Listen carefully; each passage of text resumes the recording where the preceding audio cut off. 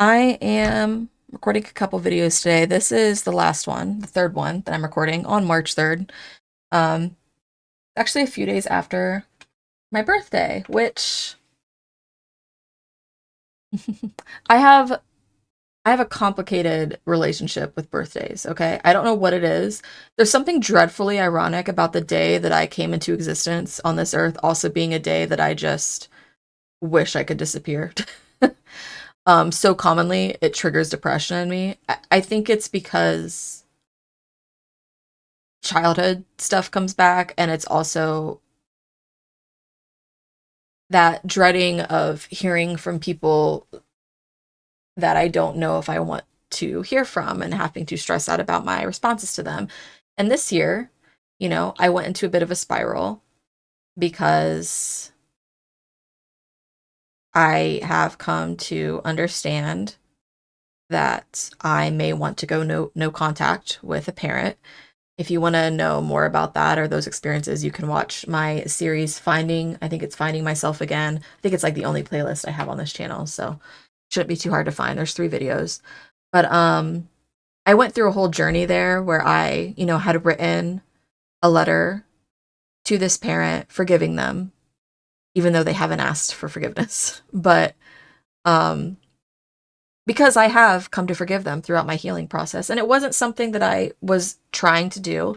And I don't think that needs to be a goal for anybody. I think I've emphasized this before. I think recognizing that you don't have to forgive your abuser is a vital part of the healing process, whether that be the end of yours or in the middle or wherever it is, which I don't think there really is an end to the healing process. So, I mean, it's all kind of in the middle because the healing's not linear. But I think I had to get to that. I had to be at that point for a while. Um, so I think it is completely okay to be there and to stay there however long you need to, even if it's indefinitely. It's just for my experience and my own healing journey, I got to a point where I forgave them without intending to do so. It was just a part of my path and my journey.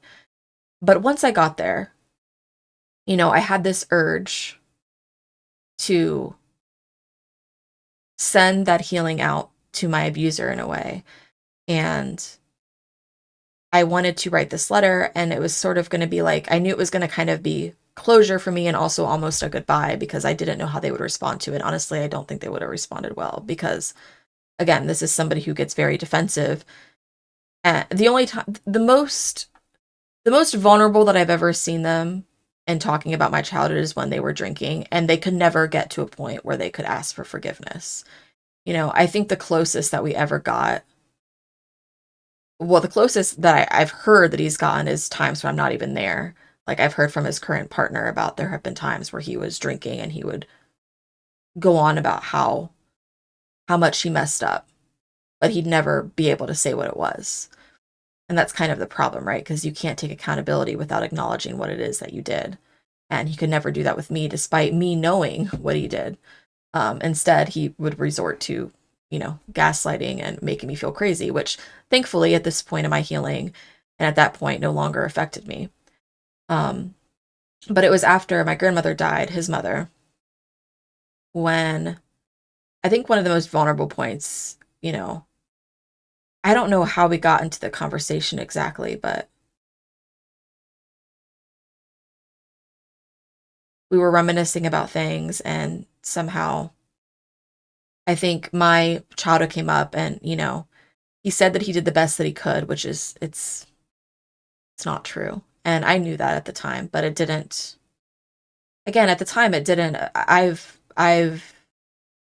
was so used to it and so desensitized to this that it didn't impact me anymore, which I am grateful for that. But there is a problem, I think, too. There is a danger in becoming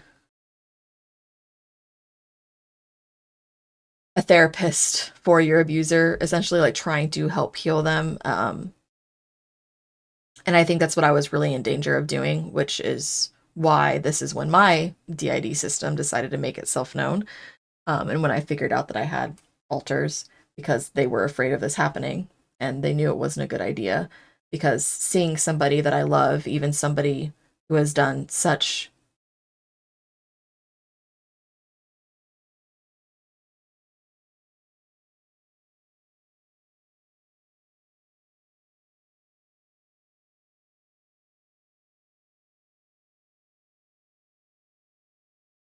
even someone who's capable of some of the most evil acts I can think of against a child, I I could never let go of that love I had for him, you know? And seeing them grieving their mother, instinctively that I felt like I had to comfort them. And at the time, I had told them that I couldn't offer them forgiveness because that was true then. I wasn't there, but I said, you know, I think you need to find a way to forgive yourself. And I think that was my way of trying to encourage them, even privately, to just try to take accountability within themselves because he can't even admit it to himself what happened. And I'm like, we're never going to get anywhere because you can't look your own reflection in the mirror. So how can you expect me to look at you, you know, and see you for who you are when you can't even see yourself? Um, how can you heal from what you've done if you can't do that, and even recognize how you got to that point if you can't do that? But at some point, I know he broke down and just was bawling and just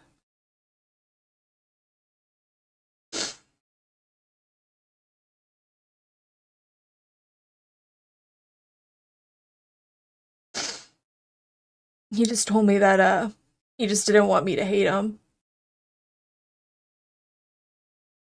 Um, hmm.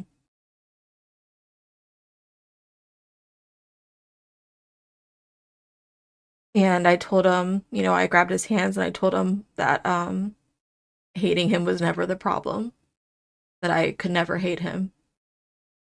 I love you so much that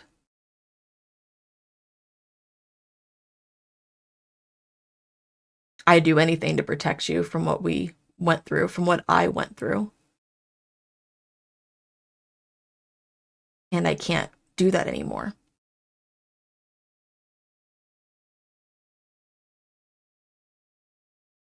And but when I got to this point of healing where I had forgiven him, I had thought about that moment and I had wrote a letter, which I read the letter, I think, in probably the first video of that series I talked about. And I had wanted to send it to him. I haven't. I ultimately decided not to because by the end of that series, I also realized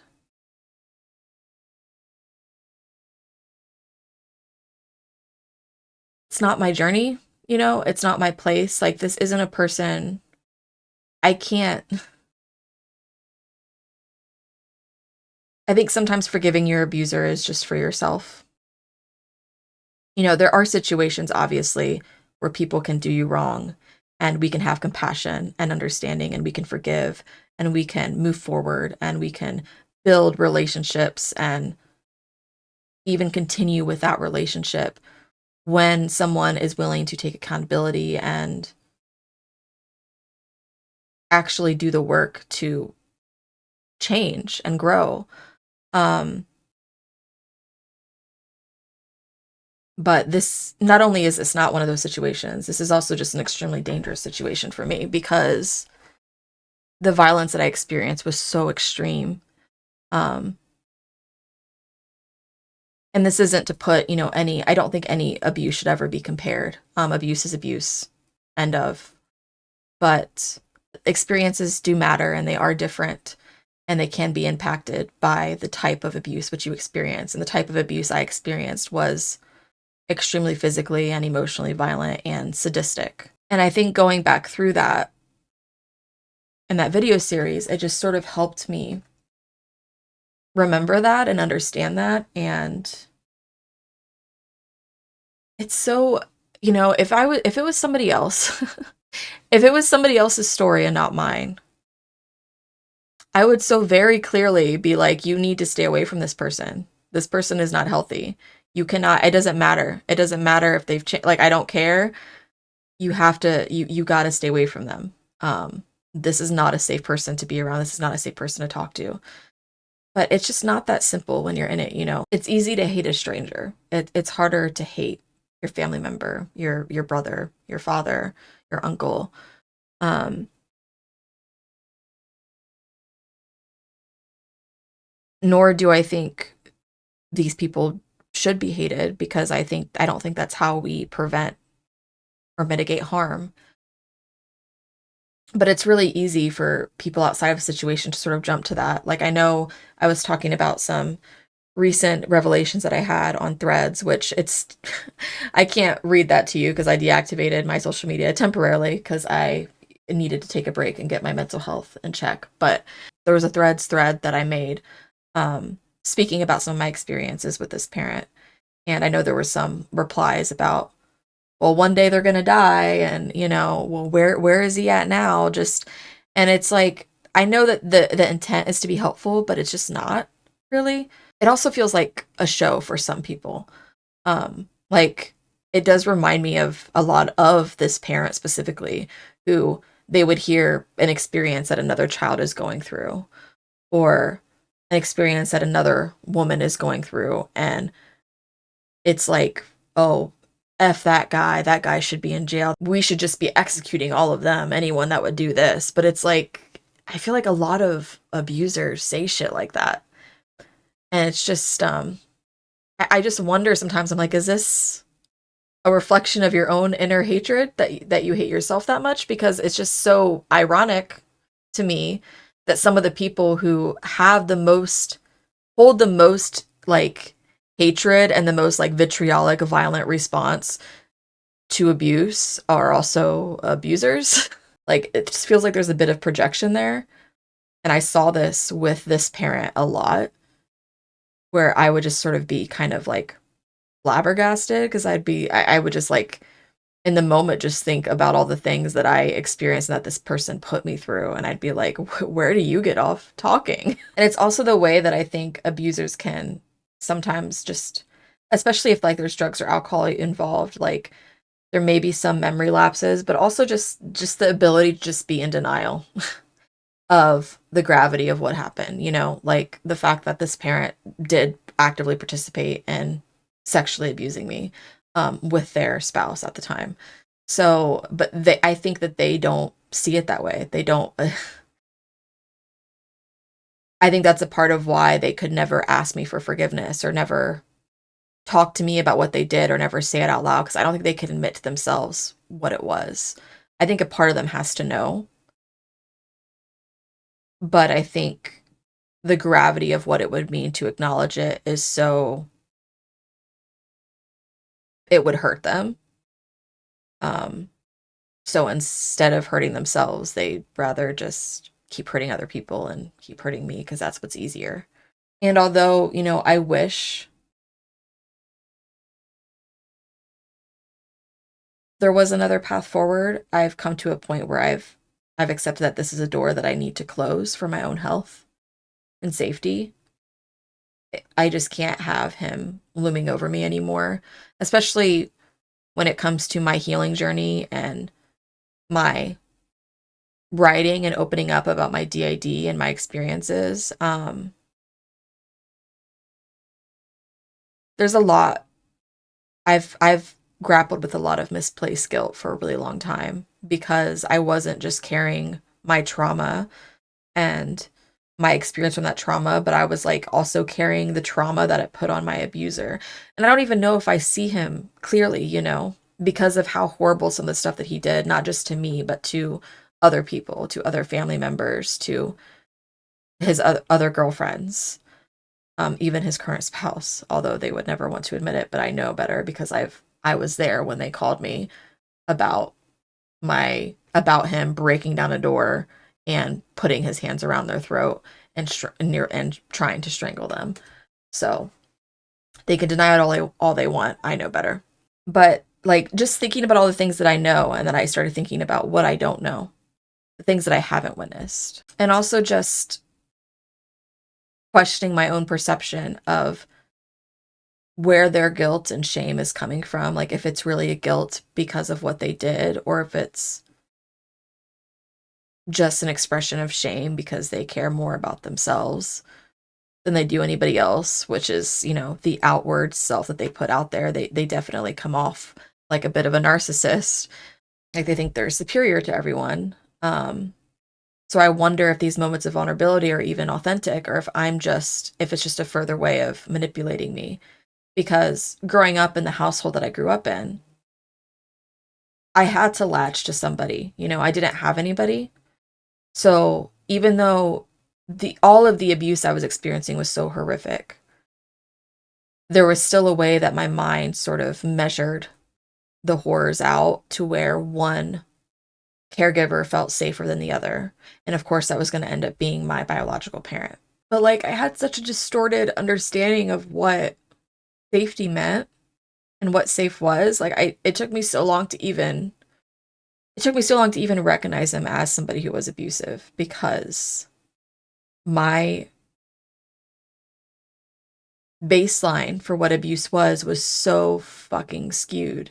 And because I couldn't, it was just easier to accept and to put all the blame on this woman who wasn't in my life from the start of birth, who came into my life from the time that I was, like 3 or 4 years old. It was easier to just focus on her as being the culprit of everything and like the instigator, when in reality they both actively participated in this. I just didn't want to. I guess it's not that I didn't want to. I just couldn't see it, because I think seeing it would have made me feel, I was already so isolated at that point, and I just think it just hurt too damn much. It just would have hurt too much. And it still hurts now.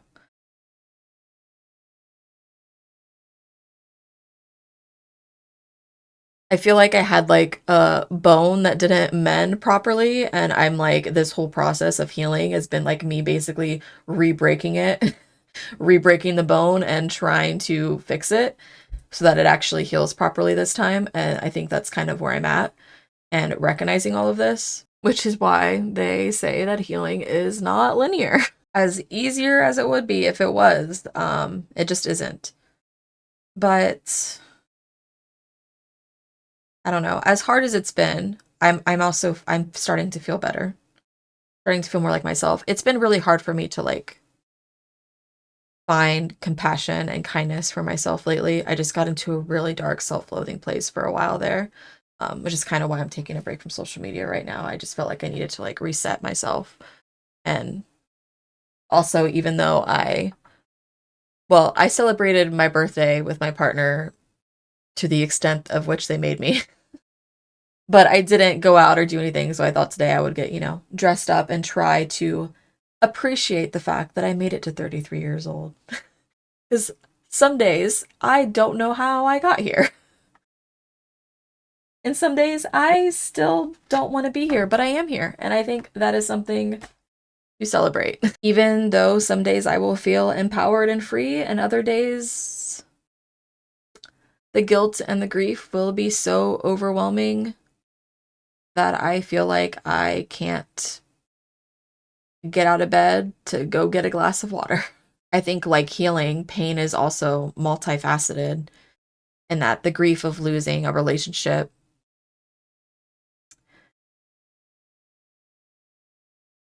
even though it feels like there wasn't much to lose at this point, but there's just still that haunting reminder that it could have been a source of love and support, and it became the source of harm, and that's all that it's ever going to be. I think that's the part of, closing the door, right?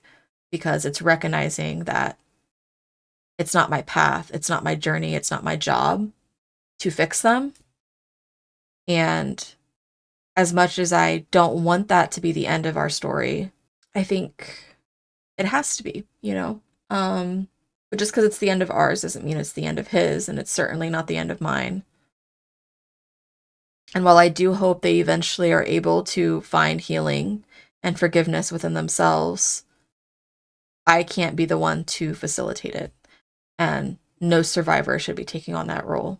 So I guess if there's anyone else like me out there who has gone no contact with a parent, or, a caregiver, or is considering going no contact, something to remember is that it is not an act of cruelty.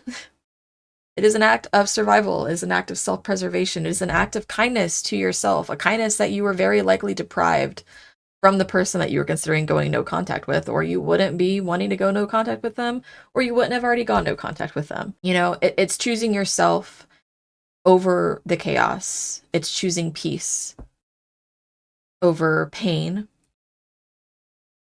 And while that guilt may linger for all of us at one time or another, I think it's important to remind ourselves that we are not responsible for their actions or their happiness or their healing.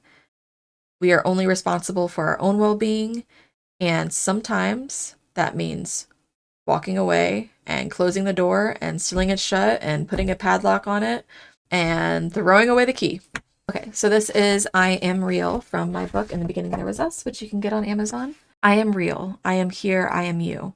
You do not get to forget me. I did not get to forget you. My name is your own. I am sorry I couldn't do more for you when you needed me to. I miss you so much. I love you forever. I know, honey, it's scary. It's all right. Yes, do you feel that? That is relief. No, no, no. It's okay, remember? I am still here even when you can't remember how you got to this part of the start. So that is written by one of my alters. I think it speaks kind of beautifully right now for even if you don't have DID, just having that love and compassion for your inner child and recognizing that you did all that you could, and that a part of the healing journey, I think, is to take time to be kind and to remember to love yourself and to hold grace for yourself, because I don't think we can ever really even give grace to others without first giving it to ourselves. And that can be really hard to do sometimes. For me, though, from my experience, this was written by an alter. Something I really like about this poem is that the end of it, where it says, I am still here even when you can't remember how you got to this part of the start. I remember getting to the end of that, and I was in the middle of a switch, and I switched out, and I was panicking. And it was one of the first times it wasn't like I was just hearing or having this other line of consciousness in my mind. I felt with every core of my being this other entity inside of my mind talking to me. I remember seeing my fingertips typing these words onto my phone and not feeling in control of it and not knowing what was being written and almost forgetting it right after it was being written and just sort of panicking. And then when I felt that switch slipping away, when I felt them sinking back into my mind, I started to panic because I had felt this unconditional love for a second and I didn't want to lose it. And that's sort of where the line, no, no, no, it's okay, remember.